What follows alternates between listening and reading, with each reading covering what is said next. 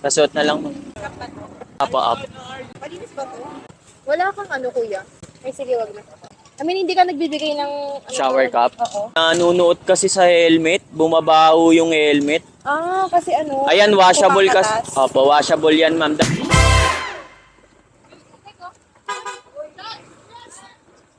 Babiyahe pa ako. Babiyahe pa lang ako. Tulong, pukuin na.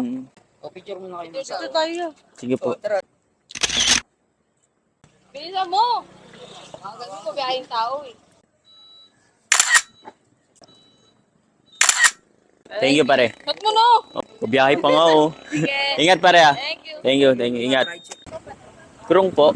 Apo. Kasuot na lang, ma'am. Apo. Malinis ba to? Malinis yan, ma'am. Malinis yan, bagong laba yan, ma'am. Unang biyahe ko pa lang po. Wala kang ano, kuya? Ay, sige, wag na. I mean, hindi ka nagbibigay ng...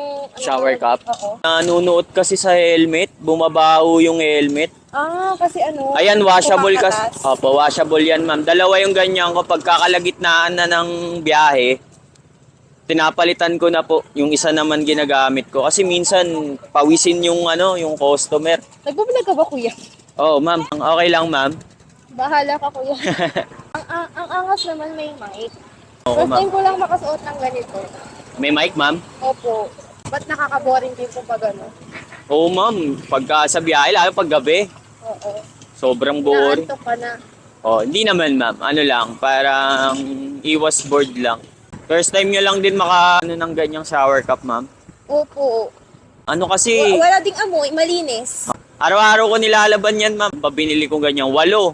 Bali, araw-araw, dalawa ng dalawa yung dinadala ko para yung isa pagkalagitnaan. Pero minsan, hindi naman umabot na may amoy talaga, ma'am, pag isang buong biyahe. Oo. Minsan lang talaga may pasahero kasi na Mabaho yung pawis. tagaktak talaga yung pawis niya ngayon pagka ganun. Pero bihira naman ako makapagsakay ng ganun, ma'am. Bihirang-bihira.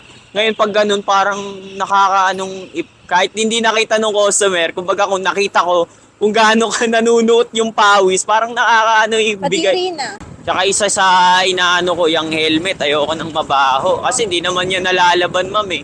Pero nalalaban yung pinaka-foam yan, ma'am. Eh, na lang nilalaban. Every week, yan. Pero usually, hindi naman bumabaho gawa ng shower cup na yan na washable. Kasi, Malinis nga po yung yung helmet eh. Wala kang amoy. Yung Para- maasim na. oo, hindi naman di maiwasan, ma'am, talaga pagka sobrang dami ng pasahero, ganun. Eh ako, yan yung una kong sinisecure, ma'am, pagka babiyahe ako eh. Kasi naging pasahero din ako dati, ma'am. Hindi pa ako nagaganito. Nagbubook ako ng mga ganitong apps. Ginagawa ko, nagdadala ako sarili kong helmet. Para hindi na... mabaho. Oo, minsan nakakahiya naman sabihin na, sir, ang baho ng helmet nyo, ganun, di ba? Hindi, ako Baka- pag mabaho talaga sinasabi ko talaga, kuya, asim naman. Pero syempre, minsan isabihin din natin ng in a nice way, no, ma'am, no? Para at least di mauped. Pero nakakaano rin naman kasi sumakay kung maasim yung yung helmet. Opo, lalo na pag pag umuulan. Pag basa yung buhok mo ganun, kumakapit talaga yung buhok. Pero karamihan, ma'am, mabaho yung helmet, ma'am. Opo. Paano ginagawa niyo pag ganun, ma'am? Pag mabaho? Eh di wala akong choice eh. Yung kasi yung ibang customer, ma'am, na sasakay ko, meron silang dalang helmet. Kaso ang hassle naman, di ba, ma'am, kung may dala kang helmet, kung papasok ka sa trabaho. May dala kang helmet pero wala kang motor.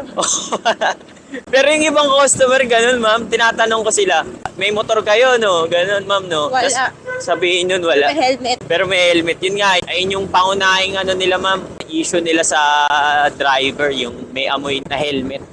Ang linis mo no kuya, pati yung motor mo malinis. Parang sa bagay kasi yan, ma'am, parang magre-reflect sa'yo yan kung malinis ka sa gamit mo, di ba, ma'am? Opo. Para natutuwa din yung pasahero, ma'am, pag nasasakay natin. Usually, yung iba ko nasasakay, puro reklamo nangyayari. Yung sinakyan niya daw nakaraan, kumpara daw sa... Oo, yun ako. Akala ko nire-reklamo ka eh. Hindi naman, ma'am. Yun nga, iniiwasan ko, ma'am, mareklamo eh. Pero yung iba kasi, ma'am, kaya ganyan na may amoy yung helmet nila. Usually kasi, ma'am, yung iba taga Bulacan, taga Cavite. Nagti 3 days sila dito, ma'am. 3 days dito sa Manila. Straight. Dito na sila natutulog. Kasi pag umuwi sila ng Bulacan, wala silang pasahero dun, ma'am eh. Kumbaga, bababa talaga sila ng Maynila para magkaroon ng pasahero. Wala naman po kasi nagbubukata sa mga province. Opo, ma'am. Bihira, ma'am. Meron man, kaso ma'am, bihirang-bihira po. Kung halimbawa, makakuha po ako dito sa Manila, tapos hatid ng Bulacan. Talo ka dun, ma'am, pagka bihira ka makakuha ng pabalik ng Maynila. Dapat kuya yung mga sakay mo, yung mga lasing eh.